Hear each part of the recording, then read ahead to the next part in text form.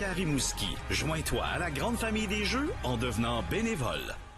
Le secteur acéricole québécois est en pleine croissance. Nos produits de l'érable ont la cote ici comme à l'international et pour permettre au Québec de répondre à cette demande grandissante, le gouvernement veut accroître l'accès aux terres publiques à l'industrie. Vanessa Limoges a plus de détails. C'est une annonce qui est importante, qui est en lien avec un fleuron de notre patrimoine et de notre économie, l'acériculture.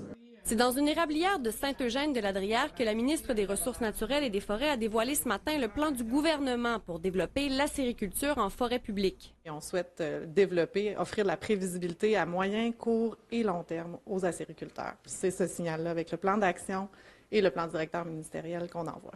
La quasi-totalité de nos érablières québécoises se trouve en terre privée. À peu près 18 des superficies qui sont en terre publique. Okay. Le restant, le 82 c'est en terre privée.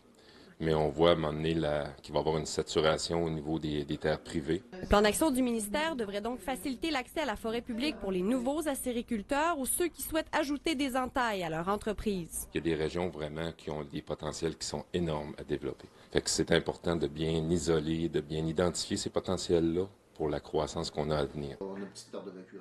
Simon et David Thériault travaillent sur l'érablière familiale à Saint-Eugène-de-Ladrière depuis 20 ans. L'an prochain, ils démarreront leur propre entreprise en acériculture sur des terres publiques. On a été tirés au sort, donc on a été chanceux. Le ministère leur a attribué 20 000 entailles. Ça donne une bonne chance pour partir parce que les frais d'installation sont quand même très élevés. Louer des terres publiques est beaucoup plus accessible pour les nouveaux producteurs que d'acheter des terres privées.